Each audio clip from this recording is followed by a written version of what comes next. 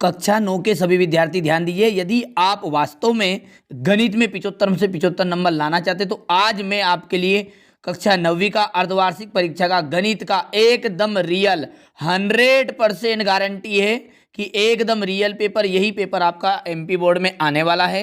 Maths का यहाँ paper है, ठीक है। चलिए तो बिना किसी देरी के चलिए वीडियो को कर लेते हैं जल्दी से स्टार्ट। सारे प्रश्नों को अच्छे से समझिएगा, एक एक प्रश्नों को गहराई में समझिएगा, ठीक है। एक घात वाले बहुपदों को क्या कहते हैं? तो देखिए एक घात जिसकी होती है उसे कहते हैं रेखिक। गोले का यदि आयतन के फॉर्मूला की बात हम करें तो गोले का जो आयतन होता है वो होता है 4/3 पाई आर क्यूब, जो कि दूसरा एकदम राइट रहेगा। तीसरा है यदि 3x इक्वल 24 है तो x का मान कितना हो, देखिए 3 जैसे ही बटे में जाएगा 24 के तो कितना उत्तर आ जाएगा 8, यानी कि 8 इसका एकदम राइट रहने वाला है, ठीक है। तो यहाँ पर इसका 8 हो गया। मूल बिंदु के निर्देशांक, देखिए मूल बिंदु क्या होता है, ये कोई आपका अक्ष होता है x अक्ष और ये y अक्ष, ठीक है। यहाँ पर ये 0 रहता है, इसे कहते हैं मूल बिंदु। तो इस पर मूल बिंदु पर ये y का मान भी 0 और x का मान भी 0 है, यानी कि चौथा एकदम राइट रहेगा। चलिए माध्यक की बात करें तो देखिए इनको सबको पहले आपको आरोही क्रम में लिख लेना है। उसके बाद में बीच का जो पद है वो बनेगा आपका 7, सॉरी यहाँ पर 6 निकल कर आएगा आंसर, तो 6 एकदम राइट रहने वाला है। चतुर्भुज के चारों कोनों का योग कितना होता है? तो चतुर्भुज के चारों कोनों का योग होता है 360 डिग्री, ठीक है। चलिए इसके बाद में आपके रिक्त स्थान जो कि 6 नंबर के आपसे पूछे जाने वाले हैं। चलिए अब है सही जोड़ी। पहला जो है इसका मिलान आपको करना पड़ेगा 1/10 से। x³ और y³ का जो फॉर्मूला है ये यहाँ पर लिखा हुआ है। सरल कोण जो होते हैं वो 180 डिग्री का होता है,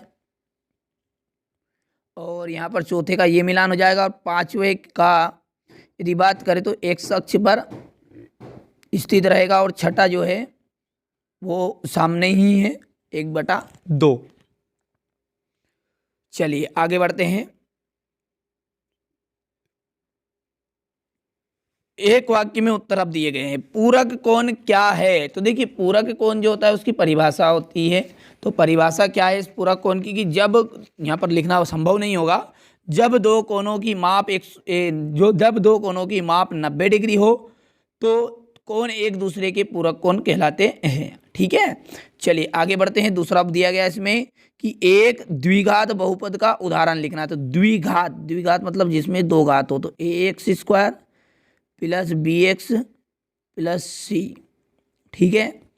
एक वृत्त है जो उसकी सबसे बड़ी जीवा क्या कहलाती है? तो उसकी सबसे बड़ी जीवा कहलाती है व्यास। यदि a1/a2 = नॉट है b1/b2 तो निकाय का क्या हल होगा?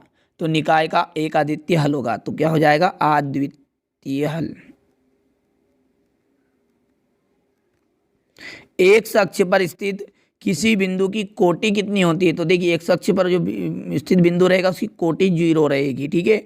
वर्ग जो है 80 और 100 की परास क्या है? तो परास का मतलब होता है इनके बीच की गैप, अंतर क्या है? 100 में से 80 घटाओगे तो कितना जाएगा? 20। चलिए क्वेश्चन नंबर 5 की यदि बात करें तो इसमें है सत्य और असत्य, ठीक है। समद्विबाहु त्रिभुज के तीनों कोण बराबर होते हैं। समद्विबाहु जिसकी दो भुजा बराबर रहे तो दो कोण बराबर होंगे भैया, 3 कहाँ से हो जाएगा? सत्य हो गई।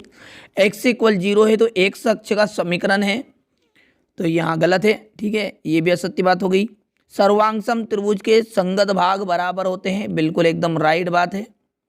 वर्ग अंतराल 10 से 15, 10 की वर्ग की उच्च सीमा है, तो उच्च सीमा का मतलब है जो बड़ा मान रहे, तो वो क्या है? 15 है। y अक्ष की भुज सदैव होती है, तो y अक्ष की भुज कैसी रहेगी? सदैव सत्य रहेगी, ठीक है। ये यहाँ पर शून्य होगी, ठीक है। बहुपद है x² + 2x + 3 एक द्विपदी बहुपद है। द्विपदी का मतलब होता है जिसमें दो पद हो, तो इसमें कितने पद है? 1, 2 और 3, तो यहाँ बात भी आपकी होगी गलत, ठीक है। चलिए क्वेश्चन नंबर 6 की यदि बात करें, इसमें देखिए 2 अंक के क्वेश्चन आंसर शुरू हो गए हैं। बहुत ही सिंपल से प्रश्न है। देखिए क्वेश्चन नंबर 9 में देखिएगा, यहाँ पर दिया गया है बिंदु 5,7 में भुज और कोटि का मान ज्ञात कीजिए। कितना सिंपल सा प्रश्न है, मैंने बता ही दिया आपको। भुज किसको कहते हैं? x के मान को, और कोटि किसको कहते हैं? y के मान को। अब x का मान पहचानना सिंपल सी बात है, पहला x का मान लेता है, दूसरा वाई का मान हमेशा ही हर सवाल में। तो 5 तो गई भूट और कोटि हो गई ये 7। ठीक है, कितना सिंपल है। चलिए, तो इसके बाद में यहाँ पर देखिए क्वेश्चन नंबर 10, ये क्वेश्चन नंबर 11 है।